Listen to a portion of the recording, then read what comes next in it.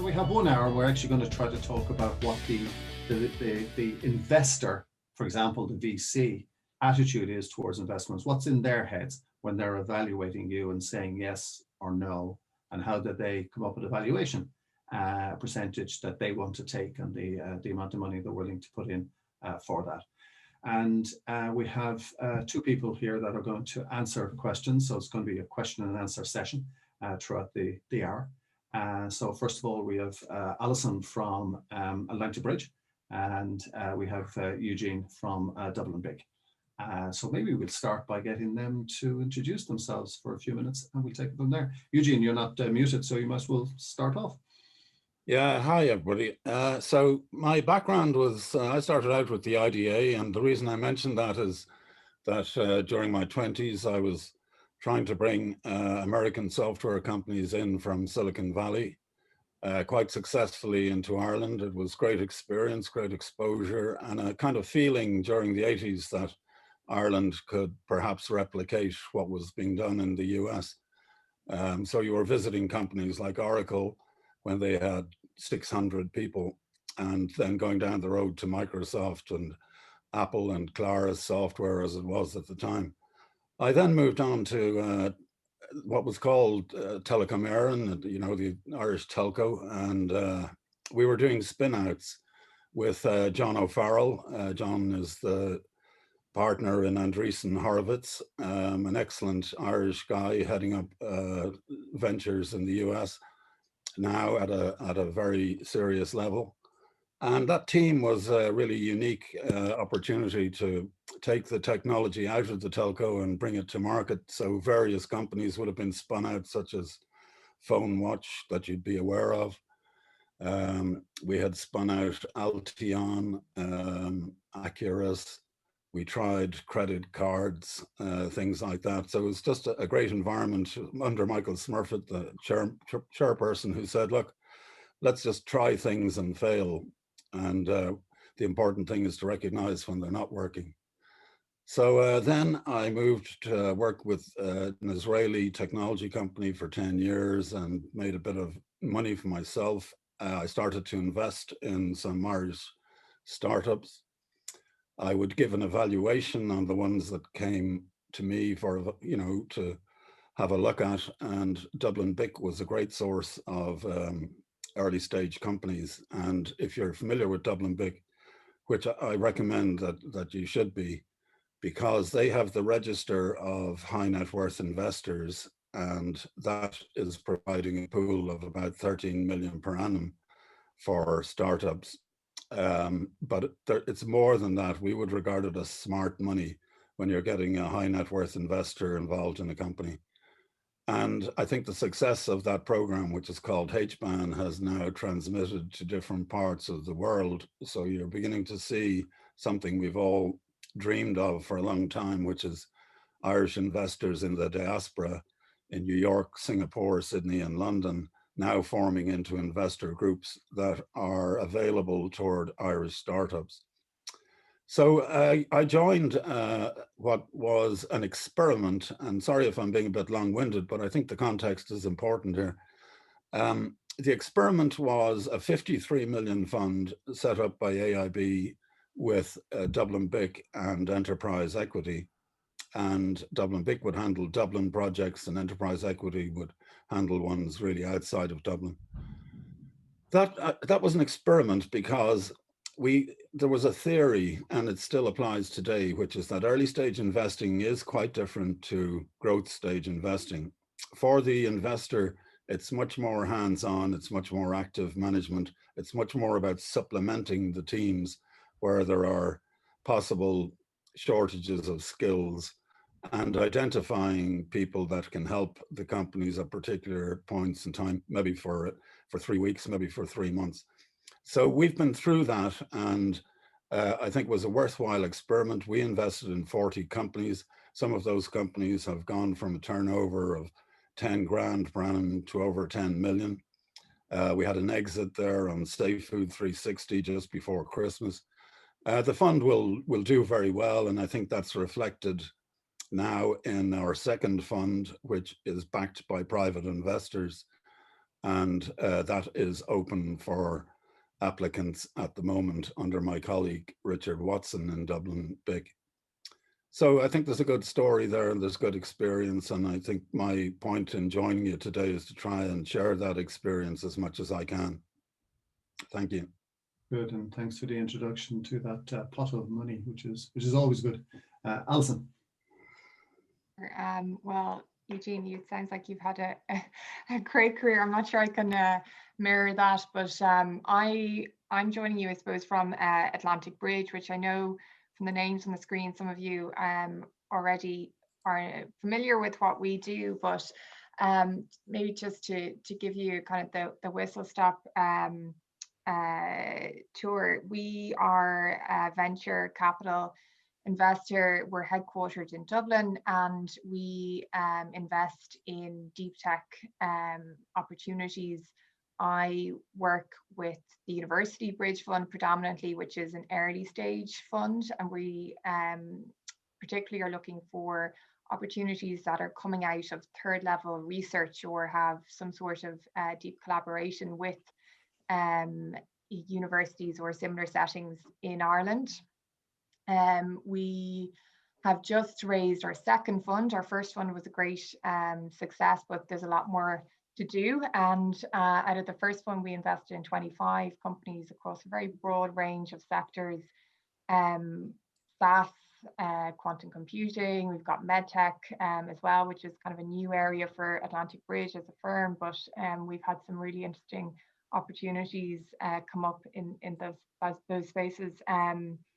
Others in materials and big data, lots of really, I suppose, different opportunities. And as Eugene said, you know, I suppose when you're looking at things at an early stage, there can be a lot of hand-holding and company building, and I suppose hopefully you can help bring some of that perspective on how to raise funds and talk to VCs, especially given that we speak to a lot of first-time founders who've never done this before. We find a lot of our role is to try and kind of educate and support founders in those conversations, even if, you know, they're not quite a fit for us. We do a lot of signposting, and you find, I think, in the venture community, particularly in Ireland, people are very open and willing to do that. Enterprise Ireland would be a really key partner for us. They're an investor in both of our funds, the University Bridge Fund, but also a co-investor. And you know, most of our portfolio company would be HPSU as well. So they're all, you know, similar kind of stage to yourselves. So I suppose more personally, my background, I am commercial background. I would have trained with KPMG in the corporate restructuring and insolvency space during the busy years, and I suppose so a very kind of practical background, and you know, I think it's very transferable to startups. But I've been working in early stage investing for about the last 5 years now. So hopefully we'll get a really good discussion going on VC investing, and I'm sure a lot of you have questions that are similar, and you know, maybe as the conversation goes on, if anything kind of strikes you that you'd like to either bring up here or later, just let us know, because I suppose it is supposed to be one of these forums where you can kind of ask the silly question, or ask, you know, the question, you know, the rumors that are out there, and hopefully we can do a little bit to help you know, I suppose demystify the process, because when you're kind of getting going, or even if you're in the middle of it, it can be quite I think a stressful experience for a lot of people, especially if they've never done it before. And you know, if we can do anything to try and help support that, you know, that's a great result for us. That sounds great. Good. So I think the way we'll drive this today is the way we've done this on a few occasions before, which is to use the chat facility within Zoom and to ask you to submit in your questions there. They don't have to be hugely detailed, because I can call on you to explain the question a little bit more, which I would ask you, if you're asked to do that, to do it quite quickly. But if the question is very clear, I might just call it out and get us going. And we'll try to make this as interactive as possible. I think both Eugene and Alison are keen for that. So we're certainly not going to talk through a set presentation or a set of questions that I'm going to drive. But I might start us off just to get things going, just while you're thinking of your own questions, and maybe ask both of them to talk about what's the biggest difference that you've seen between the entrepreneur's view around raising funds and approaching an investor and your own view. Where are those guys getting it wrong, let me put it that way, in how they approach you and what they think that you're looking for? Well, I think there are surveys on this, and you need to be aware of those surveys as well. So in the surveys, it's quite clear that the promoting side, if you want to call it, one side versus another, the promoters generally think the idea is everything, and the VCs think the team is everything. Now, when I say everything, it's just a ranking and a prioritization. However, in a way, the promoters are right, because the VC is looking for, first of all, what problem is being solved, and then trying to match the skills of the promoters to the solving of that problem. So nobody is wrong and nobody is right. It's just the sequence of events is, first of all, to make sure, and a lot of companies, you can already see in the business plan that when they do an executive summary, that the executive summary takes a page and a half. That executive summary should be 5 lines long max. Your idea needs to be stated in really crystal clear terms. I should also mention that I'm on the jury for the European Innovation Council, and there I'm getting to see a lot of proposals from around Europe. And it's just remarkable how 2 countries are so way ahead of the rest of Europe, and those 2 countries are Switzerland and Israel. They are absolutely clinical in describing and backing up what they propose to do, and then they are very rehearsed, over-rehearsed in presenting the idea. They are also very good at matching their personal profiles to the nature of the problem to be solved. So I think that those are the things to focus on. Gotcha. Alison. Yeah, I probably thought about the question a little bit differently, Sean, because it's a good one. So I think that's really interesting, Eugene. What struck me when I heard the question was a few things. One was timing, and when we get an inbound query or an introduction for an investment, I think there can be an impression or an expectation maybe on the company side that you are the only company that they're talking to this week, and that you're, I suppose, the top priority, and also that your timeline is their timeline. And I suppose what I'm trying to get at here is that fundraising is notoriously long periods of time, and what you're trying to do is, I suppose, build a relationship with an investor. And to do that, it certainly is not an instant formula. There is, I suppose, some kind of hard yards and conversations and many Zoom calls, I suppose, these days, to get to a point where you actually have completion. So I think timing and expectations, you just want to be, I suppose, realistic about that. And I suppose that kind of feeds into the fact that this is a competitive process as well when you're raising funds. Sometimes when we talk to people who maybe are coming from the academic background, they're not used to that sort of approach, I guess, because they're used to kind of grant funding and other supports or pots of money that are out there, and are not quite used to maybe the private equity lens that is used when you're speaking with investors. So I in that respect, I think it's just really important to be mindful that even if it's a great opportunity for you as a founder, you still have to, I suppose, manage to kind of convince somebody that not only is it a great opportunity, but that it's going to fit with their portfolio. And just bear in mind that an investor may have already made an investment in this sector. They might be looking for something that's maybe later stage because they've already made investments in early stage companies.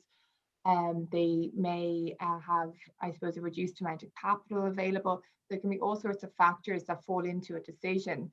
But as a founder, that's not always immediately obvious when I suppose you first engage with an investor. So I think really what I would encourage founders to do is to try and really understand how the decision is made, what factors are important to an investor, because what's important to me might be different to Eugene.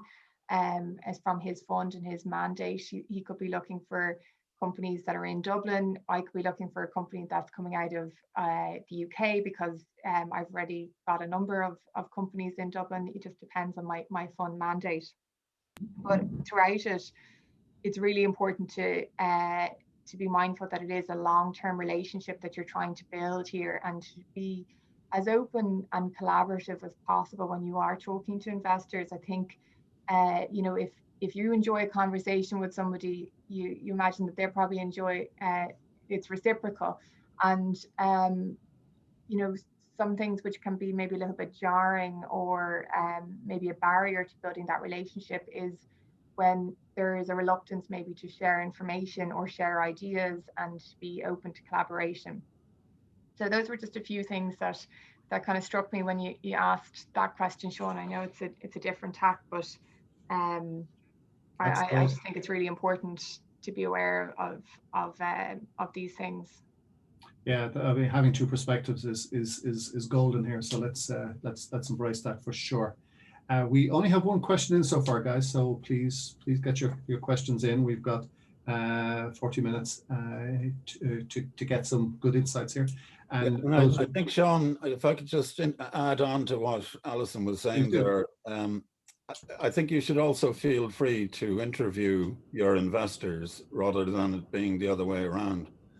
And ask them what they bring to you. It's not regarded as arrogance. It's regarded as a forced project, a forced matchmaking process. And you have to find the right investor for you, and we have to find the right investee for us. So the only way of doing that is to kick the can around and to be able to ask those questions.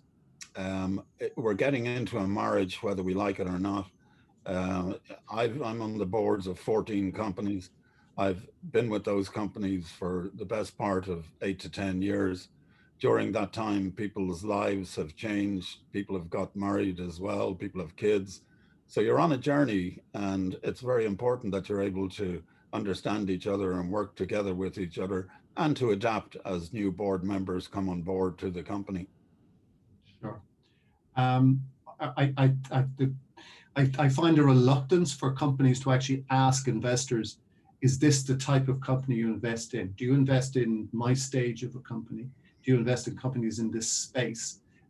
What is it that would make you invest in something like this? And if they ask that question, they might actually be told, actually, this is not really the type of company that we invest in, very honestly.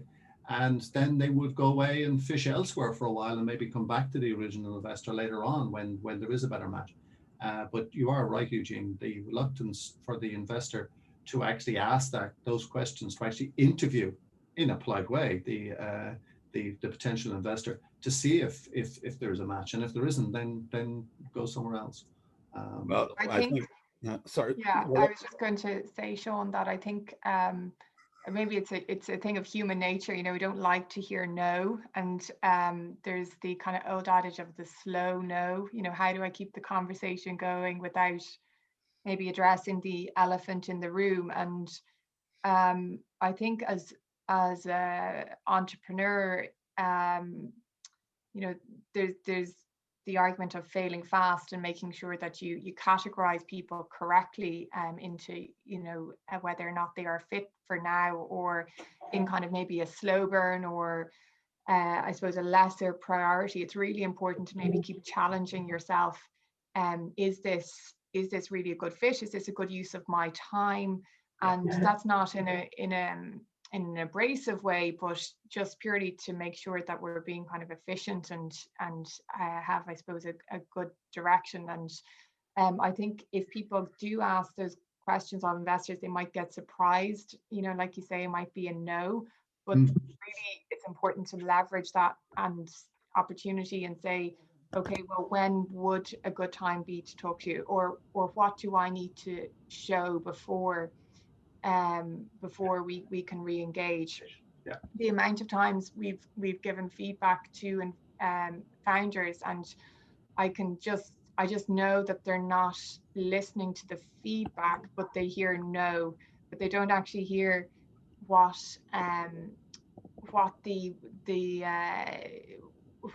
the company needs to show or to work on before we can look at it. And I think that's the kind of golden nugget, because there's going to be some discussion, I'm sure, about milestones, but as a founder or CEO, you're going to meet so many investors throughout the company life cycle, and they're going to be at different stages. Some will be seed, some will be later stage, and even if they're not right for now, they may be someone you go back to in 3, 4, or 5 years time. So making sure that you really understand, are you tracking towards the right sort of things, and when you go back to them, you can say, we had a conversation 2 years ago, we've been working on the things that we talked about, and I'd love to give you an update. It's a great icebreaker and a great way of, I suppose, connecting and building the relationship and showing that you've thought about it, you've kind of digested the conversation, and you're looking for maybe to catch up and get a sense of where you are today. It's your way back in to say, can we re-engage? Yeah. So what I have found is that companies think that they're talking to, let's say, a VC with the hope and intention that the VC would invest soon, but the VC in that particular case isn't thinking along those lines at all. The VC has them earmarked for a potential later investment, but the investor doesn't know that, and therefore the investor is wasting their time. They should be engaging with that VC in a different way. They should be saying, what would I have to do to tie in with you later on? And then Brian Caulfield once said to me, he said, VCs have little notebooks and they record down in those little notebooks. I talked to Jack, and Jack said to me that, and we thought that the next big thing for Jack would be to get the following step done, right? And then if Jack doesn't remember that when Jack comes back to me in 6 months' time or a year's time, I'm not going to have a very good view of that particular company, right? Or that particular Jack, right? Because I'd expect them that they would come back and say, it turned out that was rubbish, and what was much more important was this, or it turned out that was perfectly right and I've done it. And, can we re-engage? And to me, that was a real eye opener in terms of the way in which an investor views something as being the here and now, whereas a VC can view it as being much later. I think this is also, so you have to go back to Eugene's point. You have to interview your VC in a nice way. Try to find what they're interested in. well as that, what is the nature of the journey that you're about to head out on? It's going to consist of no's from everywhere. That's just the nature of trying to sell a new product, is that customers are unwilling to risk their business on a small Irish startup, and you're trying to deal with, we'll come on to this when we're looking at valuations. I think a question that I ask in my head is, is a 20 grand deal with Ford Motor Company worth more than a 50 grand deal with your local customer? So those kind of things play into the scenario as well. But what I'm getting at here is that there is a resilience, to put a positive spin on a word, which is probably more to do with stubbornness. There are people who will not accept a no, and yet they have a pleasant disposition, and they're able to couch their their stubbornness in a way that's not challenging. We like to see that. I think we know that when they actually are out trading in the market, that they're going to receive a whole lot of no's. So our no doesn't have to be taken as a sharp no unless we make it that sharp. I feel that the door is open for a company that wants to come back at us and to challenge the points that where they felt that they were weak. Now, this is all within reason, because bear in mind, we certainly looked at 400 proposals a year in some reasonable depth, 100 in absolute depth, and we're only investing in 3 or 4 a year. So in that scenario, you have to realize that it is Darwinian, the strongest survive and get through. And yet you want to see that there is this ability to withstand a no. Gotcha. Okay, good. So thank you for that. Just a reminder to those that have joined us a little bit late to please turn on your camera if you will, just so we can get you into the room and have you engaged.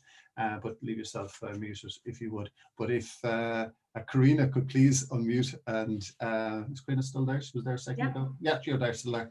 I have my notes and it was right over top of you.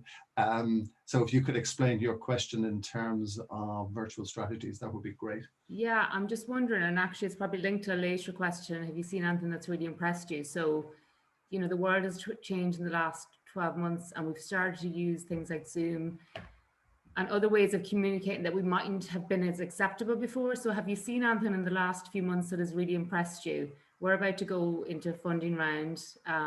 So fresh contacts out to VCs and potential investors, both Ireland and in the States.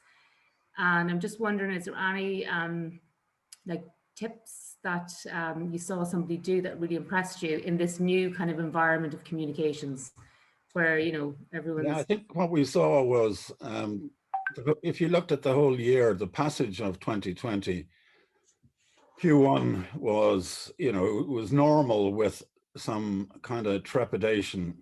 Q2 was a disaster. It was a lost quarter for an awful lot of companies. There was just no business being done, and businesses were, you know, shutting down. Q3 saw some slight comeback where there was the beginnings of an adaptation toward doing business a different way.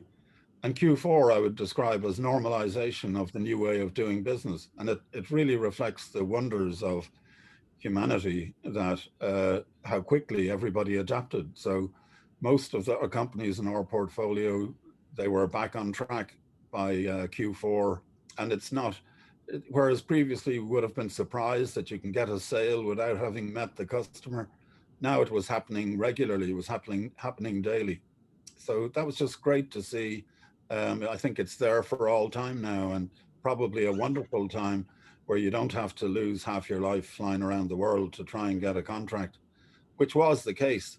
And, you know, so many promoters and founders spent their lives in the air. I think it's just a wonderful time now where you can succeed and do business online. Yeah, I think what Eugene has said about it becoming, I suppose, the way of doing business. We're nearly a year into this. It's hard to believe. And for a lot of investors, you know, I suppose life goes on and they need to find investments, notwithstanding that there is a pandemic going on. They still have capital that they need to deploy. They obviously spent a good bit of time looking after maybe existing portfolio and making sure that they were appropriately funded and had the right strategies to weather, I suppose, the initial shock and extend cash runway if needs be.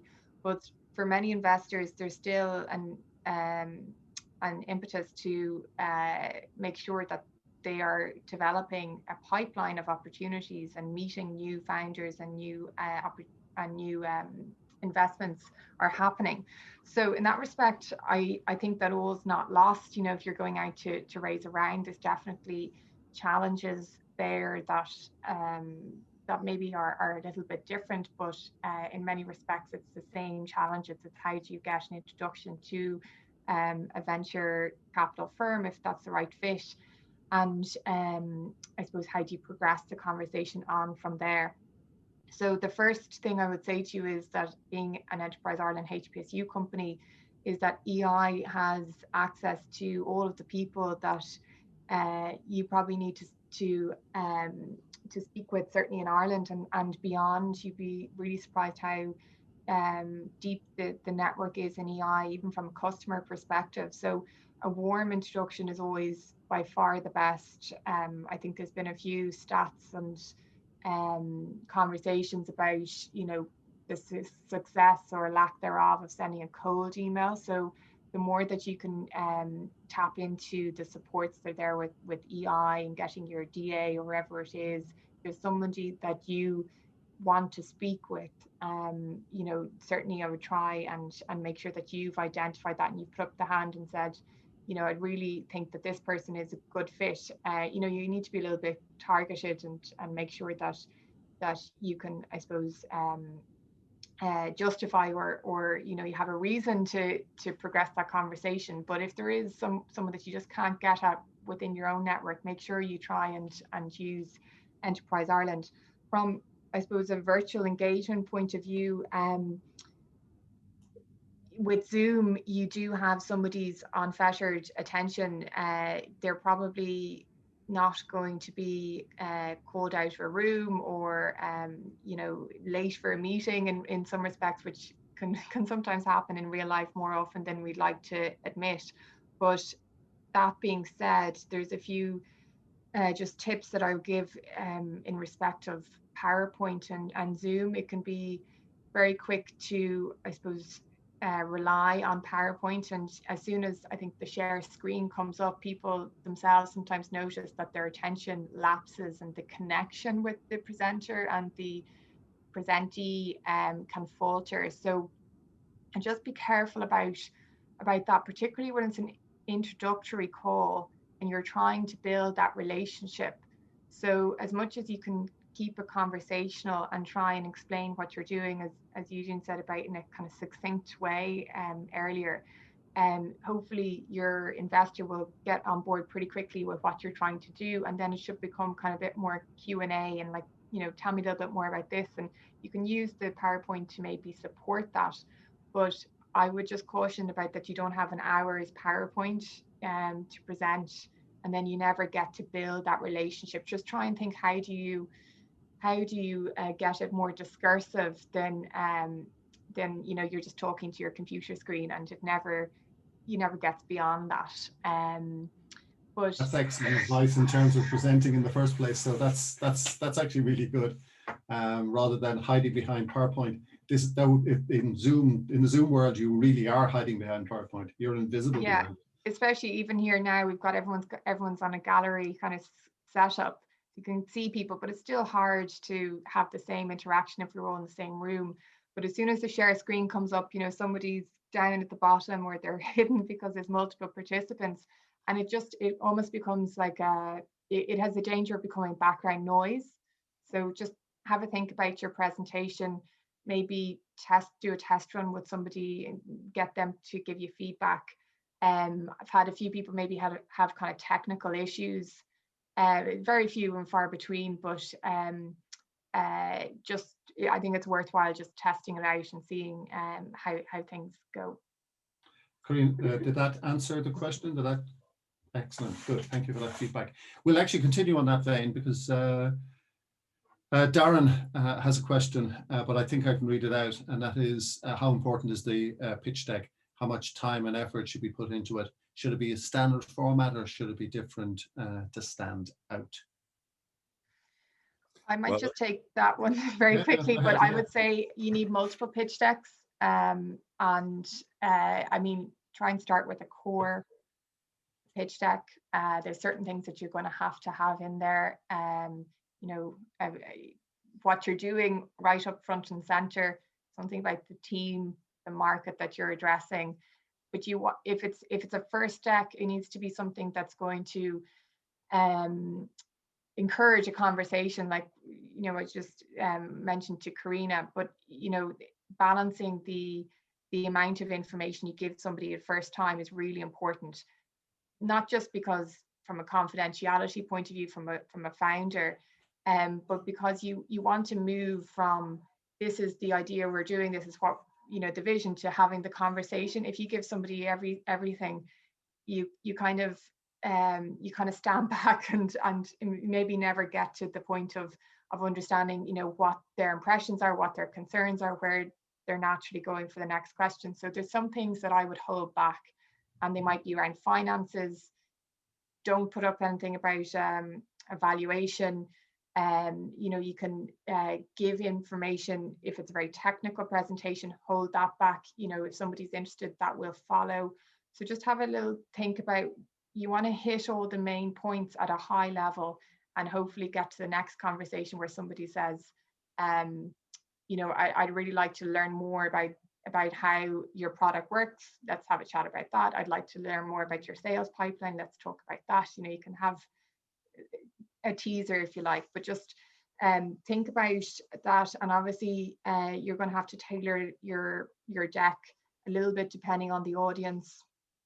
But a really good way, I suppose, of managing your conversations is to have maybe starter deck and then having some appendix slides. So if the conversation turns to some, you know, your sales pipeline or your technology, because somebody's comfortable with that, you can very quickly say, actually, do you know what, I can talk to you a little bit more about that now if you like, so that you have options. Put those slides down the bottom after the thank you, so you can get them quickly if you need to, so it doesn't look as if you're skipping across slides and having a clue how to manage your time. So I think what you're saying, Alison, is that the first interaction is not a pitch. It's actually, you're trying to make it as much of a conversation. Sorry, the investor should try to make it as much of a conversation as they can, using the PowerPoint to try to back up that conversation, but try to get the investor talking and asking questions. That's just how I find when you leave a meeting, a Zoom meeting these days, and you think, you know, did that go well? Did that, you know, what were my lasting impressions? What I want to, you know, from a good meeting is to say, okay, I'm really interested in learning more about this and are interested in learning more about that, but I have a high level understanding of what they're doing, and maybe we've managed to dig into some elements, but there's very few companies that I can get a full sense of in an hour. You know, from an investment point of view, there's always going to be things to follow up on. So, you know, going from slide 1 to 20 and just reading everything off the slide and maybe going too much into detail on some things and others, there's going to be a certain flow to a conversation that you want to achieve. I understand you.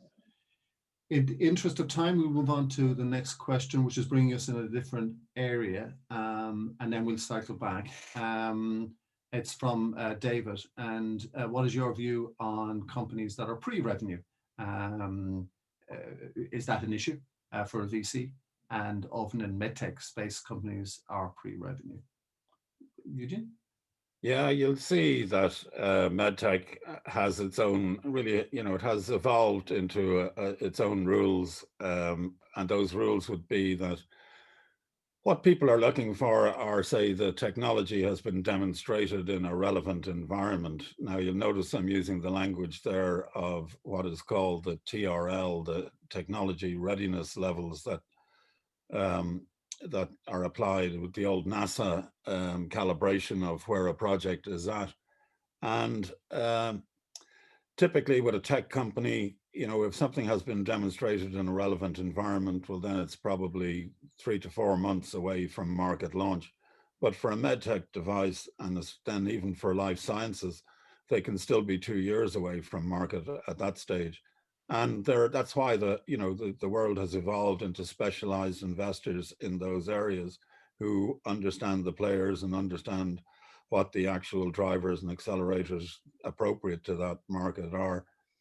We had no fear of pre-revenue, but it did affect valuation. So that's what I would say, is that if you're pre-revenue, try and make it easy on the investor, because the investor representative has to go to an investment committee, and a company that's pre-revenue it's not demonstrating a lot of things. It's not demonstrating that it has this commercial capability. And yet the promoters may have demonstrated that in their CVs and in what they've done previously. However, it just makes it more difficult. And I think for the company itself, it can really affect the valuation. It may also affect the bite size that the VC, early stage VC, is interested in, because it is much higher risk. However, if you can bring along some private investors who are, say, authoritative in that industry and convinced and willing to splash in, well, then that all adds grist to the mill. Sounds good. Alison, is there anything you want to add to that? I think Eugene covered it well. We also are comfortable investing in pre-revenue companies, and we certainly see that as being par for the course when it comes to medical devices and med tech companies. But we also would experience it with other sectors where it's, say, a spin out coming from a university. And I think what's important there is that you can show a path to revenue, and you have the potential to reach the the threshold or the revenue targets within a certain period. So how do you move from pre-revenue to revenue? I mean, oftentimes that involves proof of concepts, trials, and things like that, and making sure we have a real understanding of our go-to-market strategy. Sometimes we see people having, I suppose, really interesting trial partners, and the temptation there is that doing a free trial might sound great, and there is maybe an interesting name, but I think the real test is trying to land a paid trial when it's anything like enterprise software, or in materials, or anything like that.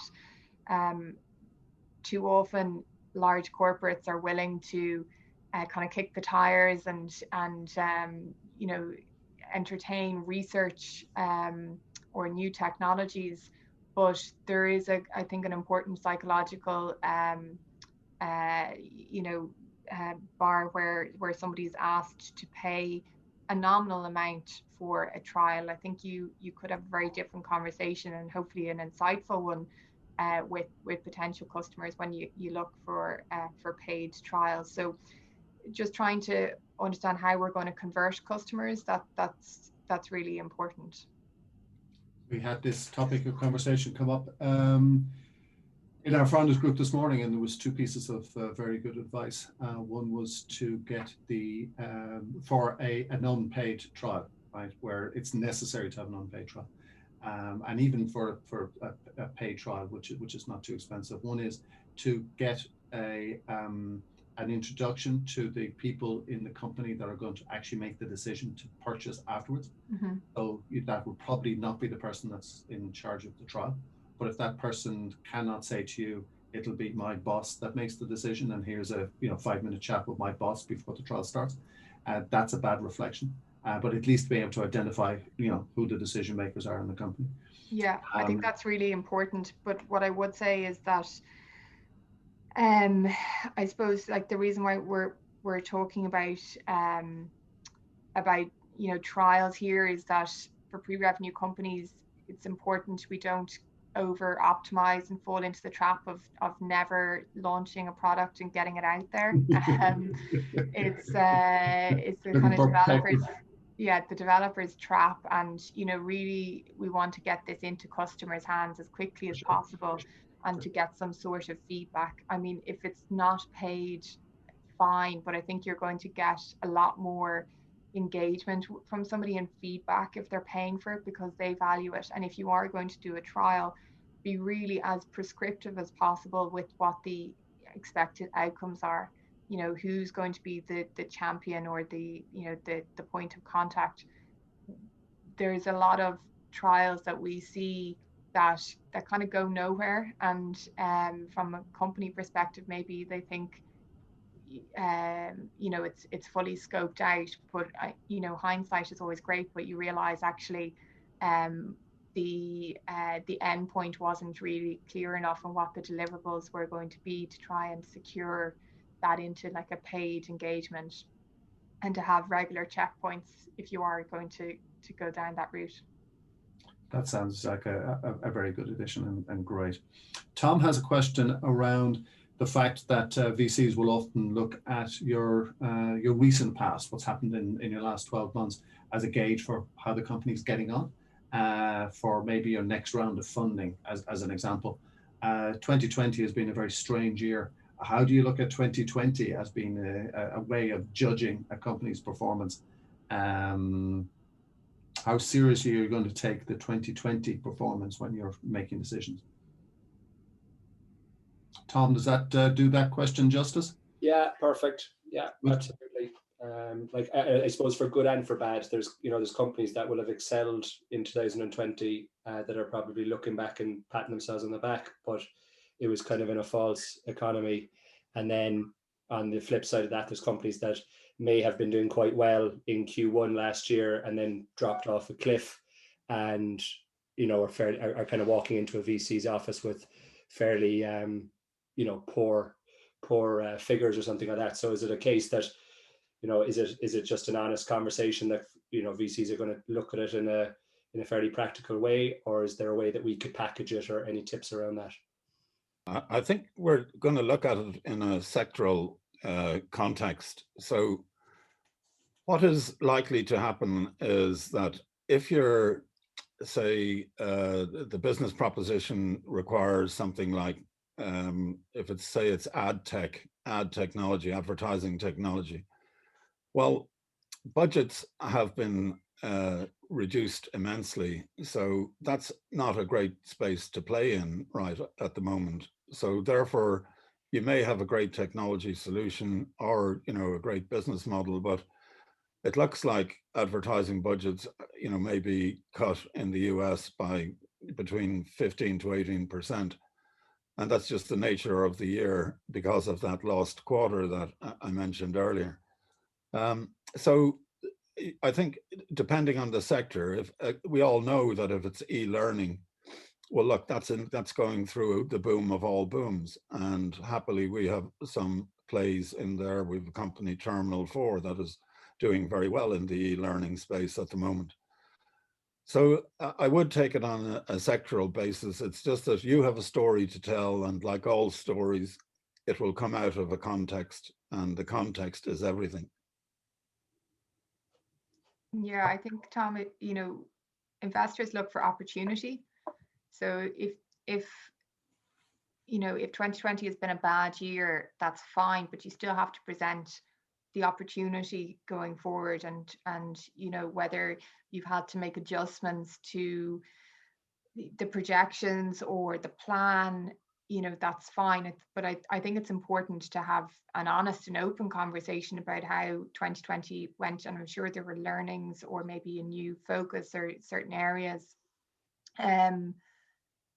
So in that respect, I think don't try and hide it. I think investors like to see resilience. They like to see that you've taken the difficult decisions if they needed to be made.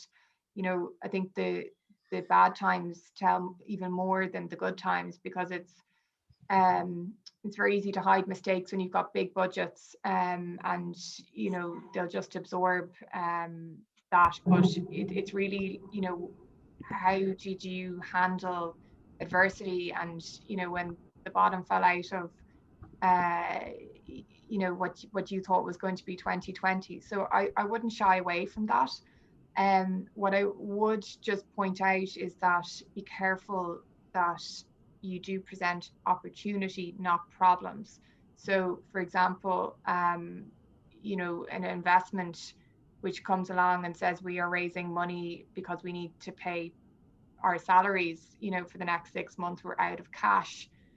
Unfortunately, as an investor, that's not my problem. And I mean that in the nicest possible way. But what I'm trying to evaluate is this a good opportunity for me to invest in your company? The cash flow problems today, they're kind of, you know, your problem to try and manage. Obviously, as a CEO, it's a big concern for you, but you know, just be careful about balancing the message. And I think most people wouldn't do that, but some people, obviously it's quite an urgent situation, so it can kind of spill over into the conversation. And what you're trying to do is get to a yes, rather than to try and kind of drag somebody along and solve your cash flow issues. But you're looking for a longer term partner, and hopefully you know, I suppose one will solve the other. Sure. Okay, so we have about 5 minutes left, so I think we're only going to get to one last question. But towards the end of this, Sam is going to put up an evaluation tick box, and you might hang around long enough to tick on that, and we will finish in and around the 5 o'clock mark. The last question, there are a couple more here, but so if we do this one quickly, we might take another one. But let's go into this potentially last question, which is for startups, early stage companies. What sort of basic corporate governance do you like to see in place? It depends again on the stage at which the company is at, because in very many cases we're dealing with two founders, and that's really all there is, you know, to the company, and really that doesn't require a whole lot of oversight. But by the time that we have probably made an investment decision, we're probably coming in with Enterprise Ireland on matching. And really at that stage, then there has to be the full Monty in terms of governance. And what is that? Look, it's the regular things. It's that you have monthly management accounts, that there is a board, that there is a chairperson.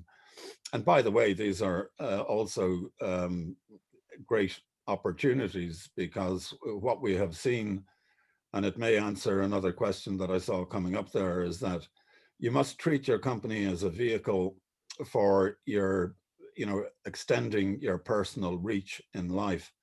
And if I've one lesson coming out of my experience with working with companies, it's that good people attract good people. And there just is something there. There's some chemistry, there's a charisma around a good founder or a good set of founders. And it's also a blending of skills where they have different strengths.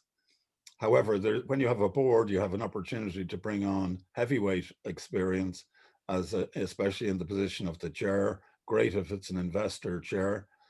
Less great if it's a non-investor chair, because they really don't have skin in the game. However, in our experience, chairpersons with great track records will not go near a company that is not fully formed, and that isn't in revenue, and that doesn't have something to show. So really the first 2 to 3 years can be without actually having a chairperson, but there is a board, and there's a nominal kind of person taking the minutes and acting as chairperson. It's quite flexible in the early days, is what I would say. Becomes less flexible when you have institutional investors, and it becomes inflexible but much more performing when you have a chairperson and full board. We might leave that one on that, if you're okay with that, Alice, unless you've got something absolutely critical at. So that's maybe just one thing is to say that as an investor, outside of the board, you'll also have your transaction documents, like your shareholders agreement and subscription documents and constitution, which are important because they set out what happens when, and if anything goes wrong, you know, they often become the playbook as to how things unfold. So even if you don't have an investor, I think it is important as founders that you have some sort of agreement in place, that if people go in a different direction or circumstances change, that there is an understanding of what's going to happen. You know, we all assume that no one's going to get divorced or you know, fall out, and that things are just going to continue as they are. But the best time to put a plan in place is today, not when, you know, relations have soured or, you know, somebody urgently needs to leave the business. So I just give that consideration even before maybe bringing in an investor. It's, you know, what does happen if one of three people maybe go off, maybe they go join a competitor, maybe they go off and do something completely different. What happens to the IP? What happens to you know, their shares? Yeah. Just have a think about that. It's one of those things that that I find gets overlooked and can cause a lot of issues. Excellent. Elaine has asked 3 questions as we've gone through, which I've been religiously ignoring only because she's a fellow facilitator, and I thought I'd ask the questions for on behalf of other people first. But one of the questions has been echoed by somebody. My apologies, Elaine. One of the questions is, what are the key traits that you look for in founders, apart from resilience, which was mentioned earlier? Well, I think I just said I was trying to answer that really as because I saw the question coming up, so I was really combining 2 answers there. Good, which good. Yeah, be charismatic. Alison, what's your view as to what are the traits you're looking for in founders? I think a good founder has to be open to discussion and collaboration. I think, you know, in a good board setting or even a conversation with an investor, you know, not everyone needs to be sharing the exact same opinion, but there needs to be good challenge and discussion. And I think you'll get a lot stronger outcomes through you know, good discussion. So being prepared to do that, being able to manage relationships, because there will be conflict at times, whether it be within the company or at board level, and yet everyone continues to hopefully work together and being able to bring that back together. But the best founders that I've worked with have sought feedback and have sought inputs on various different things, and have put the hand up if something's outside of their knowledge set, and sought advice and used the supports available to them. The people who I have found have maybe become overwhelmed with things have not done that. Have kind of thought, well, how hard can it be? Or, you know, surely I'd be able to do this myself. And they have suffered from it. It's kind of, you know, the problem maybe becomes bigger and gets out of control. So I definitely try and be as open as possible and use your support network. If it's the Founders Forum or if it's your investor group and your board, just try and seek those inputs. You could be surprised at some of the you know, the generosity of people. Good. I think we could continue on that particular topic for a long time, because there are so many different traits and experiences which different founders have, but they are so mixed and varied. But in the interest of time, we should call a halt to this. It's been a long